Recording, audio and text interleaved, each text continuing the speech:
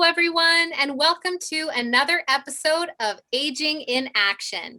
And we are so thrilled to have our guest. So today we have Bernadette Lindsay. She is the Fund Development Coordinator for the Nipissing Serenity Hospice. Welcome, Bernadette. Thank you. Hi, Bernadette. Hello, everyone. Hey. Hi. Hi. Thanks so much for joining us today and to talk a little bit about the hospice and some of your fundraising activities that you're doing. But before we kind of dive into that, Bernadette, can you tell us a little bit about yourself and how you got involved with the hospice?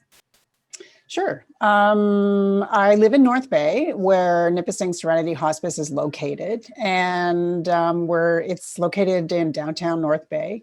And I don't live very far away. And over the last couple years, I have seen the hospice being built, and something really drew me to the hospice.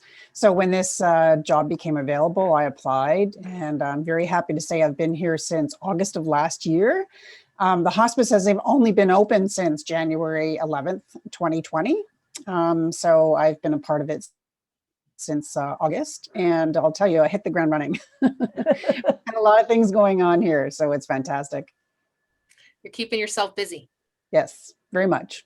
That is awesome. Yeah. And we're definitely going to dive into some of your fundraising campaigns that you have going on.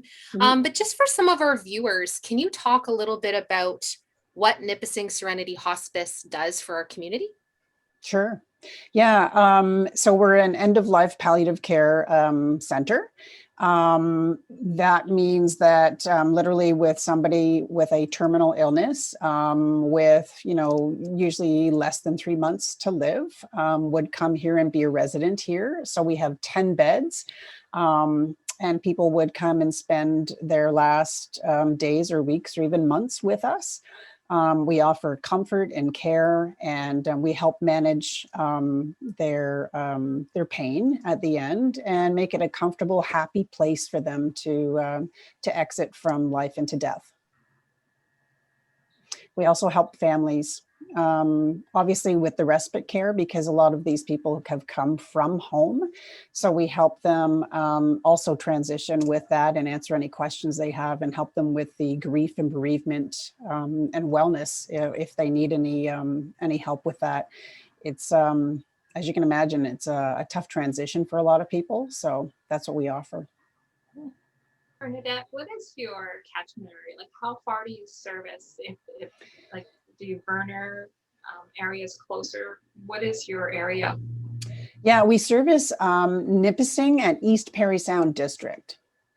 So if you guys know the area at all, it's very much, south of North Bay, up to, West Nipissing, over to Mattawa, and then over towards Parry Sound. About 64% of the people we've had at our residence our center rather, the residents have come from North Bay itself, but the other areas have also been, we've serviced people from those areas as well, so.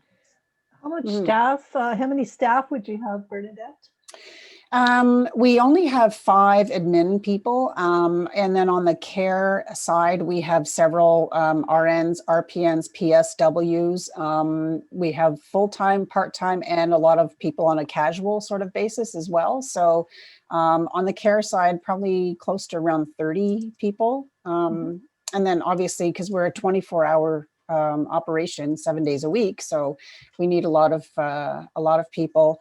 COVID also put a lot of restrictions on us. As you can imagine, we had some of those casual people that could no longer be casual. So it's also put a bit of a strain on some of our people. But volunteers also must be a big part of what goes on in that building. Absolutely. We have volunteers for every area possible. We have a full service commercial kitchen. We have people who sit at the admin desk on the weekends. We have visiting volunteers who are highly trained. And then we also have people who volunteer on some of our committees or who take part in some of our events as well. So yeah, we have a good large pool of volunteers. So how many beds are there available, or how many beds? We have 10 beds. And was in the time that we've been open, so since January of 2020, all 10 beds at one time or another, we've hit full capacity, but we've served about 130 residents so far. Wow. Is there accommodation for family members from out of town, or what do you have? Because I remember when my dad was in hospice here, there was one bedroom sort of set up and we got to use it, which was helpful. We do. We have a family suite for that. And then we also have great contacts within the community with some of the hotels who will offer some really great rates for the families as well. Yeah. Nikki has mentioned briefly some of your fundraising, and I guess you're kind of getting into that. There's been some different challenges, I'm sure. Can you kind of give us a little bit of a brief synopsis? How is our fundraising going? And what are some of the things you're doing today? Yeah, when I started, I hit the ground running, and we turned our the only sort of annual fundraiser for hospice that has gone on for 5 years now. It has been the Hike for Hospice, and it usually ran in May, but last year, obviously with COVID, it got canceled. So the first thing that I did starting in August was to turn it into a virtual event. And we ran that over Thanksgiving long weekend. It was a great success. We only had a goal of around 50,000 and we raised like 64 plus. So we even exceeded our goals. Yeah. Yay. Yeah. So once again, though, that event will be virtual again. However, we think that it's great, and we've kept it on Thanksgiving long weekend because it worked out so well that many people really enjoyed the fact that we left it very open too. We said, stay in your bubble, stay with your immediate family and friends, and just, enjoy some kind of meal, and then go out and just do a walk or a bike or a roll or whatever you want. So even sort of taking away from it didn't have to be a hike, and it didn't have to be, the hospice itself is close to Laurier Woods Conservation area, and that's where it used to be. And we opened the doors and said, well, it doesn't have to be there, because the trails themselves weren't very user friendly for people in walkers or in a wheelchair. So we said, just go around your block or just go wherever you're comfortable going, so that it actually became a very accessible event. So we did that. And we've managed to do other things like using our commercial kitchen. We've done fundraisers, baking cookies for Christmas and Mother's Day and stuff like that. So we've raised money that way. And then we also were lucky that Tim Hortons locally in North Bay itself had chosen us to be the charity of choice. So last year we raised quite a bit of money doing the Smile Cookie campaign, which is great. And then this year we'll do it again in September. I love those small cookies. Yeah. They're so delicious. Yeah. Yeah, I buy them every year for the staff. Yeah. We actually broke the record last year. So we're pretty excited about that. Yeah. Wow. So is there any government funding, or are you strictly having to raise yourself?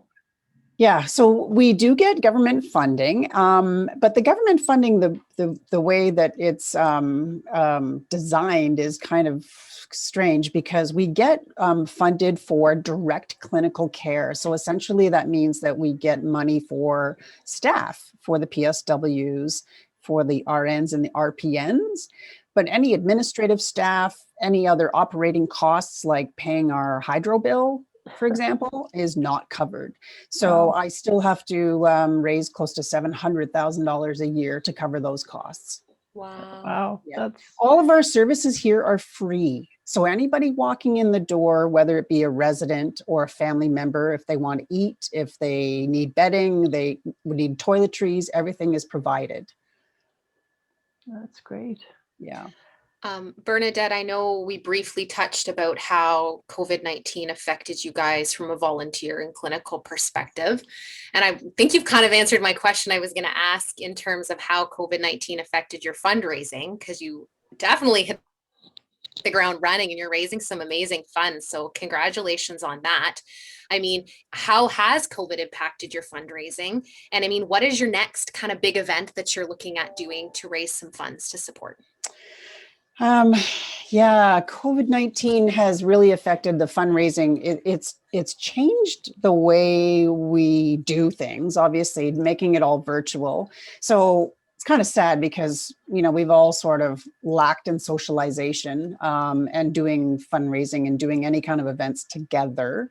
But having said that, I'll tell you, the amount of support that we have received from the region, has been pretty fantastic. Also, being a new organization has also been difficult because I haven't hit the ground running and been able to introduce the entire area to the hospice and what we do and why we need to do fundraising. So, that will kind of be something to do for me next year. But in the meantime, shifting gears and doing the virtual events, I still need volunteers and I still need buy-in from people to understand, this is why we have to raise money. The community at large has been very, very giving, very generous, very fantastic, very open to hearing our story. So that has helped. A couple of things that we are doing next month with Home Instead, we're actually launching the Give65 campaign. And for the first time, we're excited to talk about something that we haven't talked about yet is we open the doors of the hospice and lo and behold, we have no outdoor spaces for anyone to enjoy. And during COVID, oh boy, have we all not seen the need for that?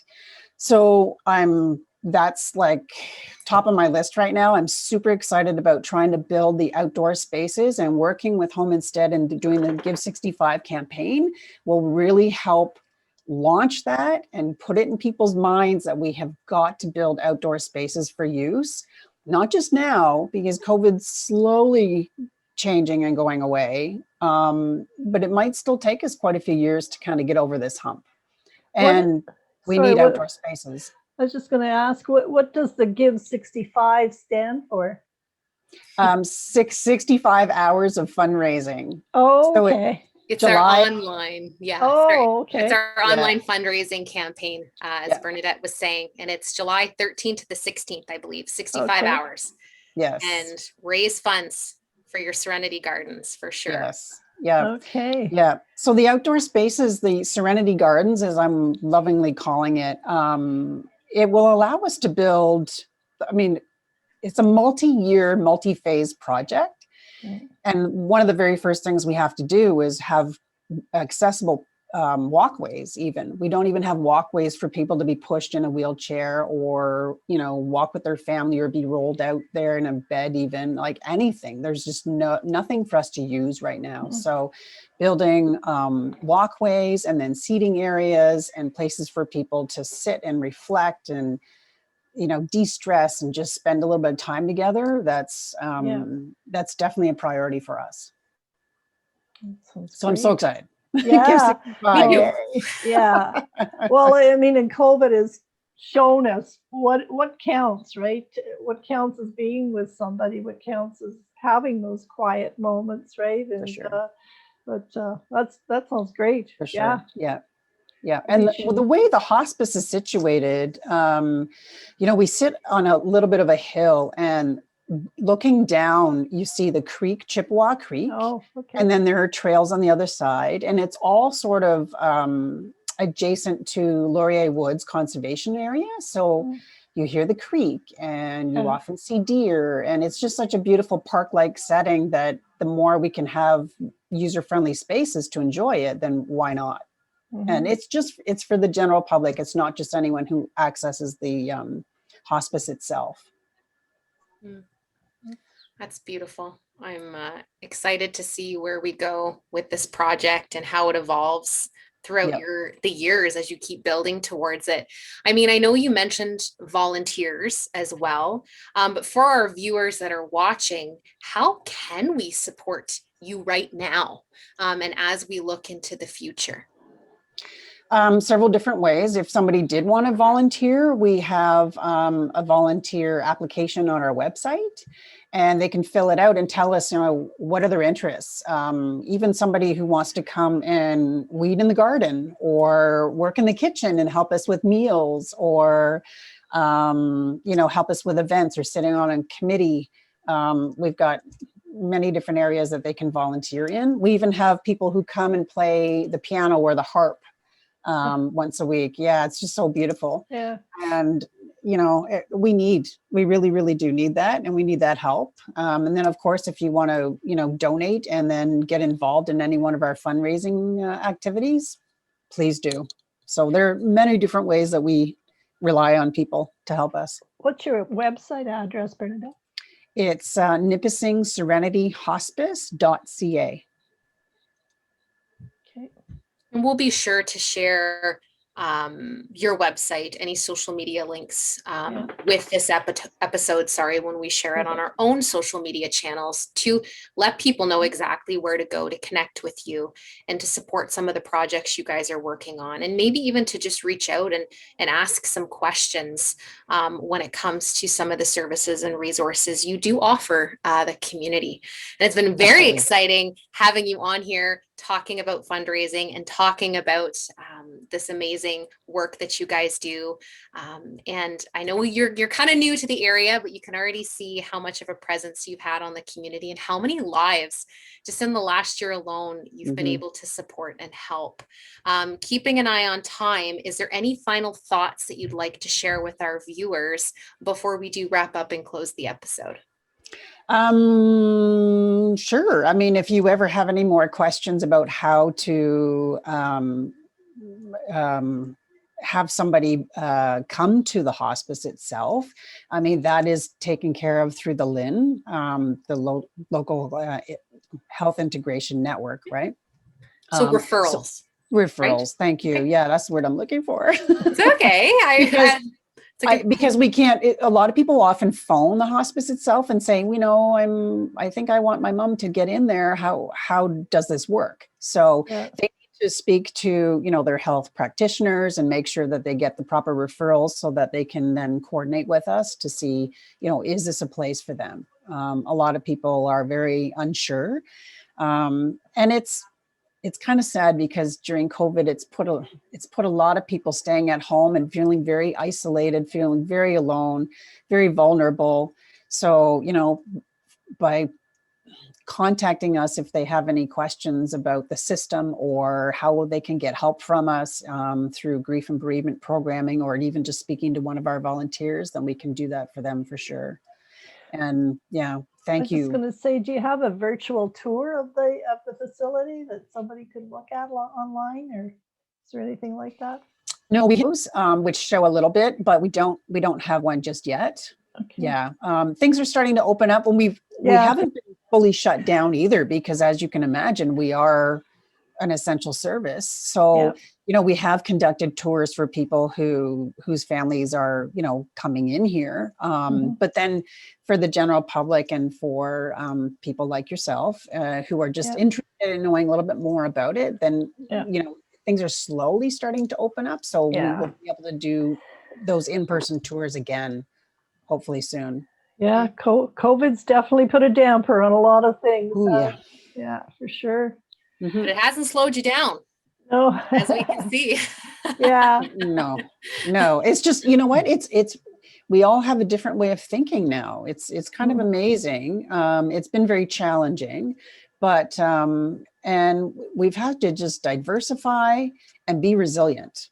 And I think everybody's had to do the same thing. Yeah, absolutely. Very well said. It's opened some new thought process, right? So I think even once the community opens again, I think that there's going to be a larger combination of virtual and face-to-face. I think both will, you know what I mean, be available, because I think there is some good parts about it, you know? Yep. For sure. And we'll definitely make sure we share the phone number of the Nipissing Serenity Hospice as well. So if those family members do want to reach out to some of the other supports, they're connecting with the right people as well. We want to thank you so much for coming on and talking with us today. We appreciate your time. This is great information for our viewers. And thank you for helping us and our viewers age in action. Thank you so much. Appreciate it. Thank you, Bernadette. Thanks, Bernadette.